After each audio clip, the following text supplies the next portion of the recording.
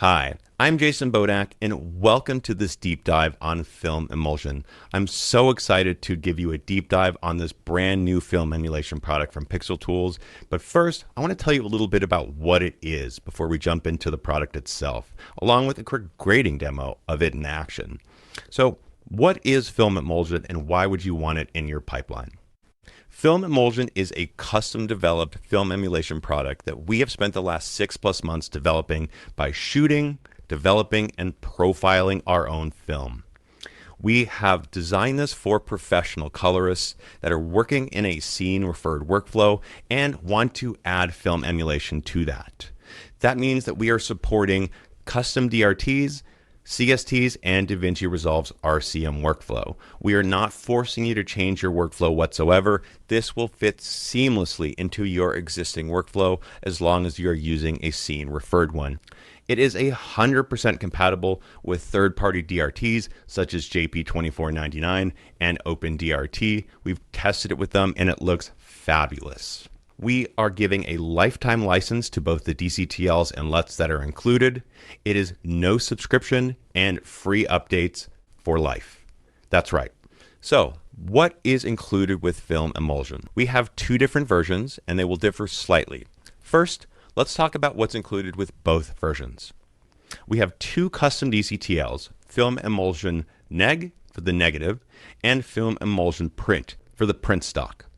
Both versions will include both of these DCTLs and they're fully functional in both versions. There's nothing locked up. They both include our Film Process PowerGrade. There's no difference between it. It is included in both versions. Now, in the Pro version, we are including 16 negative stocks, with future stocks being added in a free future update. We are continuously profiling film when we can get our hands on it, and we look forward to introducing new stocks in future updates. We are including 3 print stocks, 2383, 2393, and 3510. We are also including free access to a future custom grain and halation tool that will be released at a future time in a free update. Currently, we are using Resolve effects for both grain and halation, but we are actively working on a custom grain and halation tool, and we look forward to releasing those as soon as we feel they are ready. The Pro version also includes technical or unbalanced LUTs for 14 of the negative stocks that we have profiled. For the main lookup tables that are included with this product, we have balanced them out for ease of use, but in the Pro version, we wanted to provide the unbalanced or technical versions as we're calling them. So if you want to experiment with them, you are free to do that. They are slightly tinted because some of these stocks were expired and have a strong tint as soon as we develop them, but we provided this to you so that you can experiment and create what you want with them. The purpose of this tool is to give you guys additional tools for film emulation, not to limit you. The basic version includes 4 negative stocks and does not have access to our future stocks. If you want those, you'll have to upgrade to the Pro version. The basic version includes 1 print stock. It's 2383, the most popular one. And it does not include our custom grain and halation tools. If you want those, you'll have to upgrade to the Pro version. Lastly, it does not include those technical unbalanced lookup tables because we assume that those are going to be only for a limited amount of people that wanted to really dig into those, and those will be interested in the Pro version anyways. So let's dive in and see how film emulsion works on some footage and how you might be able to use it for your projects. I have DaVinci Resolve open right now, and I already have a PowerGrade applied, but I will clear this out so we can start from scratch. I am using a test image here so that everybody can be pretty familiar with the footage and see what's happening. First, we're going to take a look at how you can use film emulsion using DaVinci Color Management. So let's go into Project Settings, go to Color Management, and you'll see that I'm using DaVinci YRGB Color Manage. I have a color processing mode of HDR DaVinci Wide Gamut Intermediate, which is our working space, and we are going out to Rec 709 Gamma 2.4. So we have a RCM version of this PowerGrade, and I'm going to apply this. And the only difference between the RCM and non-RCM is I have my input and output nodes disabled. First, let's go to my negative. And I'm going to pull up my effects and we can start adjusting. So in the negative, you'll see that we have negative intensity to adjust how strong our negative is, to exposure, temperature, tint, contrast, and pivot. I should mention that these are not intended to replace your primary color correction controls, but more as to help you give a little bit of adjustment to the negative should you please. What I might want to do is lower this down a little bit, and I'll show you what I can do with my intensity. By lowering my intensity down, I'm actually reducing the strength of the negative being applied. And I think this is one of the most powerful controls because a lot of the time people apply film emulation too strongly and it just screams that a colorist has been there. I really enjoy this being applied at like 50 to 60%. So I'm going to set this to 65 right here. And I'm going to start going down our film pipeline. So right here I have halation. And as I mentioned in our install, we are using the film look creator for halation right now. So I'm going to go and open halation and I can adjust this. Now I'm going to zoom in so I can see this a little bit better on a hard edge. This is one of my favorite parts of this image. And I can make this stronger or reduce it. And I'm going to actually crank this up a little bit because I actually really like halation. Also, so you guys can see it on the YouTube video. And I'm going to leave that right there. Shift Z to bring my back to normal.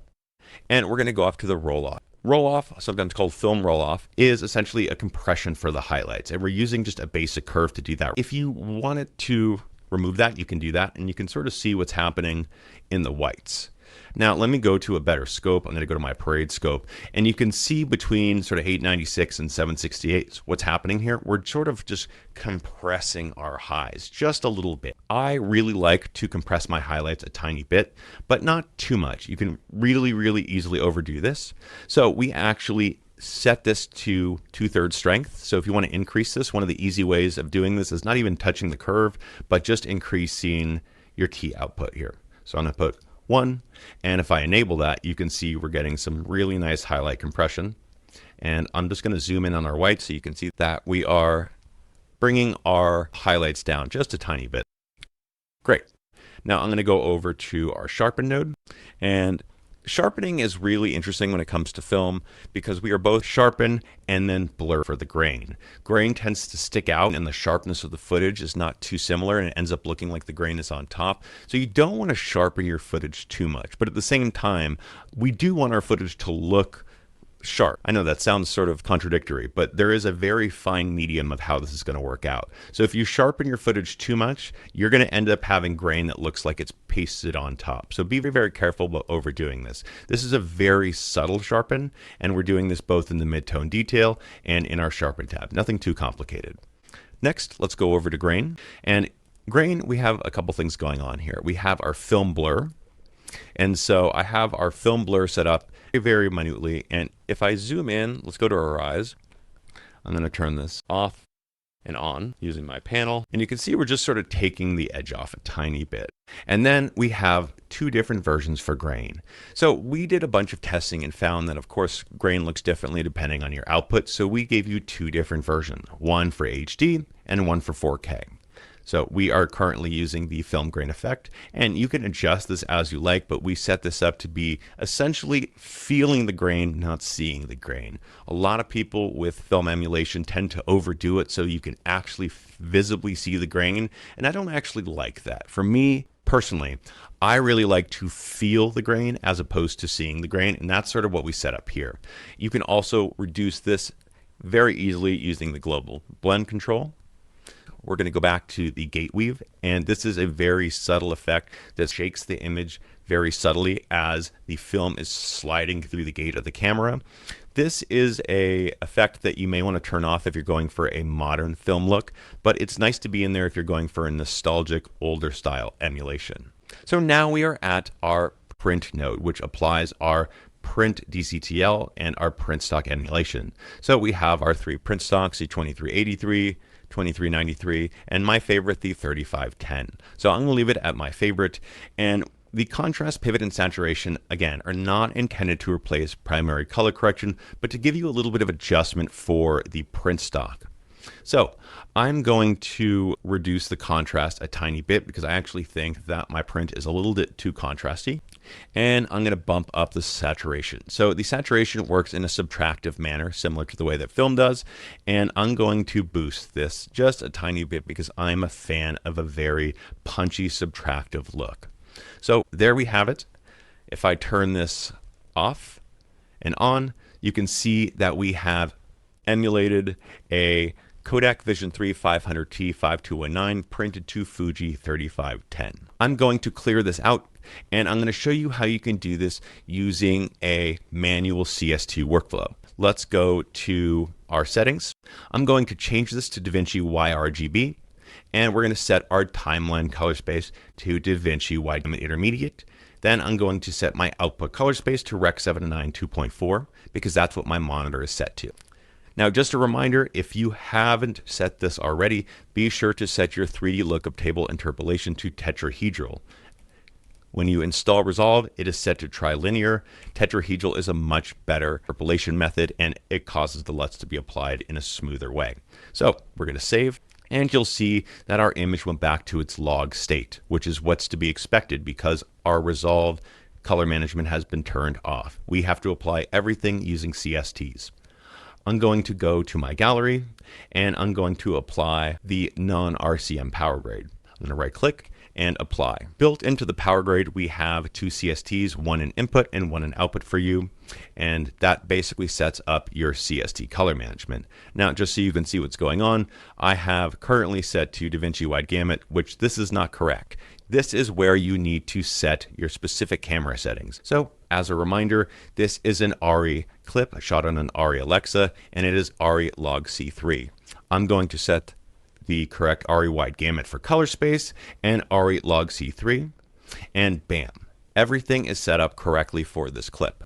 Now, if I go over to my output tab, you can see we are going from DaVinci Wide Gamut to Rec. 709 Gamut 2.4, and our color pipeline is now successfully set up.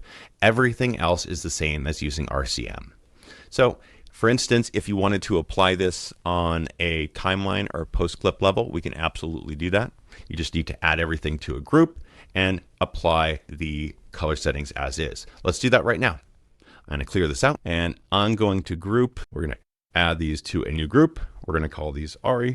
Let's go to our post group and I'm just going to drag this PowerGrade to here. Now you will see, if I move this correctly, that all of our ARRI clips still look a little weird. Remember, we have to adjust our input. So what I'm going to do is copy this. We're going to disable the input and I'm going to go to pre-clip and I'm going to paste it right there. And I'm going to set this accordingly, ARRI and ARRI log C3. So now I have set up all of these ARRI clips correctly and we are getting our film emulation going via the group post clip level. Now, just for organization's sake, I'm going to delete that input on our group post clip level so that we don't accidentally re-enable that and get double input or double IDTs going. So what we have going is we have our signal coming in here. It is being transformed from our camera source, in this case log C3. Here is where we're going to do our primary color corrections or any other corrections, and then it goes to the group post clip and our film emulsion film emulation is applies. It's really that easy. So let's adjust to a different negative. So currently we are using the Vision 3 500T 5219, a very modern stock, but let's go to a different one. Let's go to this Fuji 500D 8692. It's a classic Fuji stock and it's a little bit different, but I want to show you something really different. Let's go to this photo stock, this Kodak Aerochrome 4. So this is a big favorite of mine in the stock, one of my favorites actually, because of its sort of tealish kind of tint. So if I go and look at these immediately out of the box, I get this really interesting green tint. And say I don't like that so much, so let's use the tint control. Let's go to a good shot. And using my scopes and my reference monitor, I'm going to sort of balance this out just a tiny bit.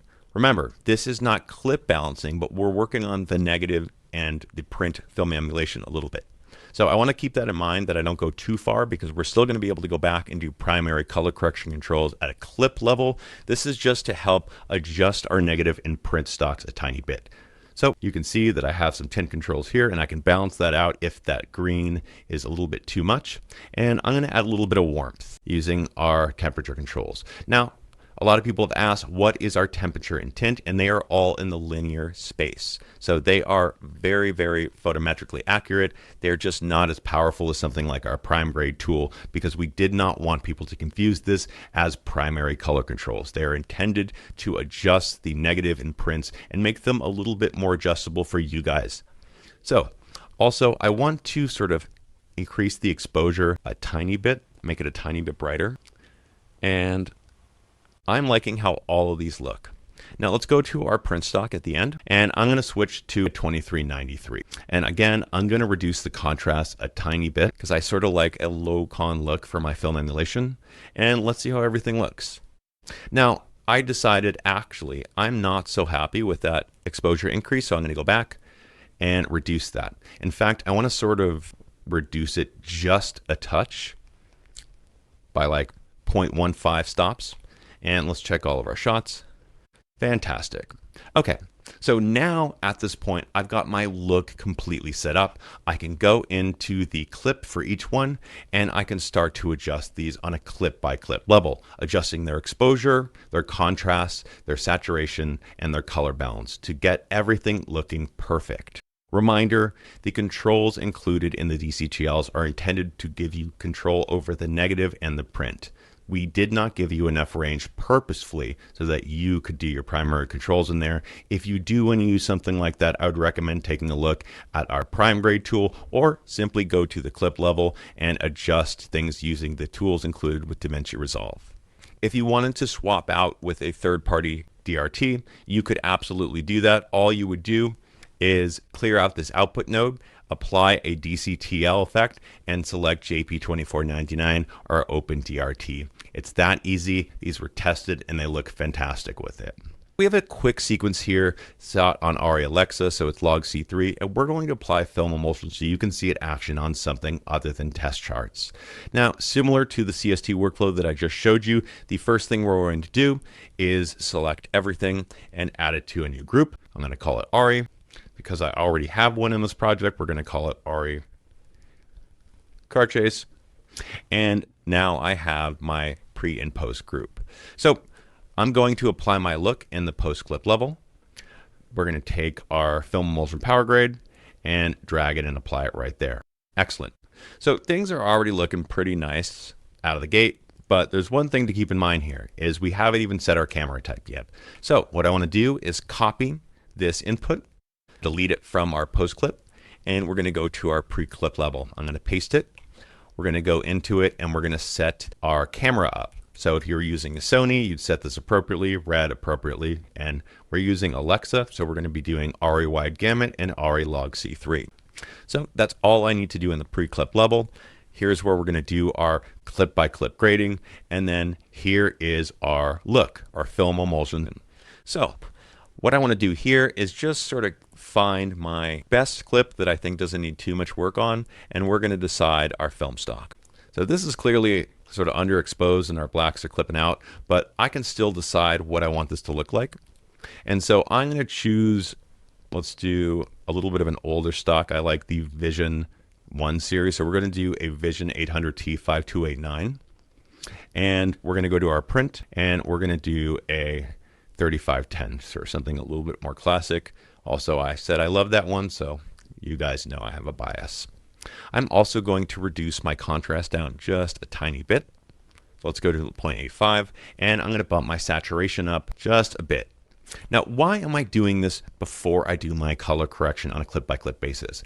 I like to have a look set in place so that I can see what I am color correcting against. And if I'm going to have an extreme look like film emulation, I find that I'm wasting my time or spinning my wheels if I do a balance and exposure and then I apply something extreme like film emulation and then have to go back and adjust things. So for me personally, I like to apply the look first and then balance, exposure, adjust all the primary color correction underneath it. So now that I have my negative and print process in place, I'm going to go shot by shot on the clip level. Let's get rid of our gallery. Let's get rid of our clips and do some corrections. Now, I have no omniscope on a side monitor here, so I'm going to be using that, but we also have our vector scope and our parade right here for you to see. But if you see me looking to the right, I'm looking at no omniscope, which I highly recommend if you're looking for a third-party set of scopes. Now, I'm using my Blackmagic Mini Control Surface, and we are just going to bump the exposure on this a little bit. It's looking a little dark. I don't want to start on the bottom of the shot. I want to see where my talent is. Perfect. So we're going to go to the HDR panel, and we're just going to increase our exposure just a little bit. I want to see the talent's face. That's enough for me. And then I'm going to use my highlight control to bring down the highlights just a little bit. Before and after. Awesome. Now, I like to go through and do exposure and contrast first, and then color balance. So we're going to go through, next clip. This is looking a little bit hot to me, so I'm going to bring this down just a touch along with the highlights. Great. Next clip. Again, this is almost the same setup. I bet you it is the same setup as this clip, so I'm going to take my mouse, use the middle mouse wheel, and copy this. And in fact, if I select these two clips using Alt, I can actually see and compare them. We're going to go here. We're going to do selected clips, and let's see what we have. That's looking pretty good to me. It is looking a little cooler, but we'll do that in the next step. So let's go to our next clip. This is looking like it needs a little contrast and a little bit of an exposure boost. Let me do the exposure boost first. Let's go back to our exposure node, try and stay as organized as possible, and then let's increase our contrast. No, not that much. Just a little bit. Great. I'm actually going to increase it just a little bit more, seeing what our next clip looks like. That's what color correction is all about. It's looking at the clip before and after and adjusting. So this one, let's go back to exposure. I'm actually pretty happy with this. And to confirm that, I'm going to go a little bit down and then a little bit up. Yep, I confirmed that. I do not need an exposure adjustment on the shot. I'm happy with that. So we're just going to go to the next shot. I'm happy with that. Great. On this shot, it's looking a little bit dark. So we're going to go to our exposure node and we're going to increase it just a touch. Sometimes less is more. I'm happy with that. Let's go to the next shot. This also needs an exposure jump. No, not on the contrast node. But let's increase this a little bit, and then I'm going to bring the highs down because I feel it's a little bit too bright compared to the previous shot. And yes, there is a color balance difference, but I'm ignoring that from right now. I'm just focusing on exposure and contrast. On this guy, my first thought was I could bring this up a tiny bit, but when I look at my scopes are telling me that it actually is higher. So if anything, I'm going to bring things down. But you know what? I'm actually pretty happy with this, so I'm going to leave it as is. So going back, let's go to our first shot again, and let's go to our balance. I'm actually going to go to my offset for balancing. And I want this to be a little bit warmer. This is too green to my eye, so we're going to pull that away towards the warm. And I can see that I did this in the wrong node, so we're going to reset that. We're going to go over to balance, and I'm going to fix that. So it's really important to try and stay organized.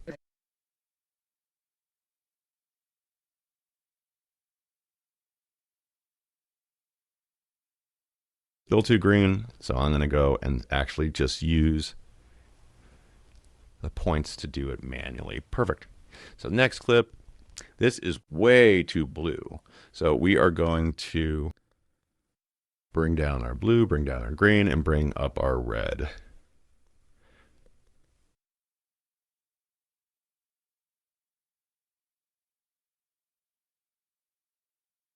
Play through. You never want to play and balance on one frame. Let's see how that's looking.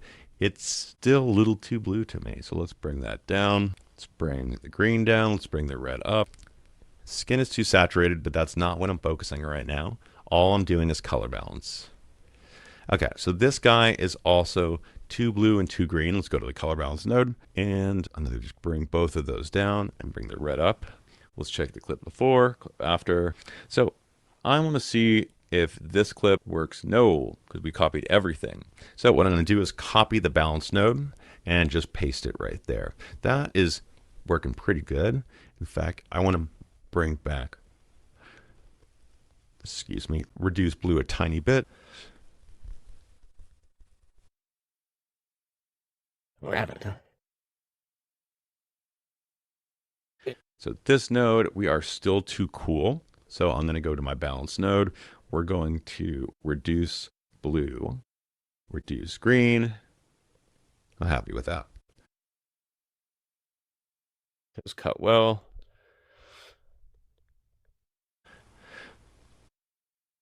Now I'm just going to go back and do one last sort of quick pass through this.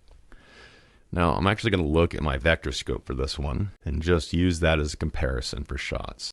Now this is a really rough balance. I recommend grading in passes. So do a quick pass, take a quick break, move on to something else, and then go back. My goal is not to get perfect, it's to get better than I was previously, and then I can do another quick pass and go back. Our eyes take about 60 seconds to quickly go back and essentially color balance themselves. So I don't want to spend too long working on these shots. And you know what? That's it for me. I'm pretty happy with this. And let's take a look at the sequence. So let's go back and see if we want to change our mind. Now that we have done a little bit of primary color correction, let's go to our post clip and see if we want to change our mind on the negative and print stocks. So I'm going to go to the negative node and we'll adjust our film neg. And we chose the 5289 Kodak Vision stock. Let's mess around and see what we have. So I'm going to try a couple of different ones. I'm going to try our double X, which is a black and white stock. I'm going to try the Fuji Eterna. Ooh, I sort of like that. I'm going to try our Ektachrome stock. Let's leave it at that one and watch the sequence down. I'm actually going to switch our print as well. Let's go to Kodak 2383, and that is way too contrasty. So I'm going to reduce the contrast of the sky right there. And let's see how this looks.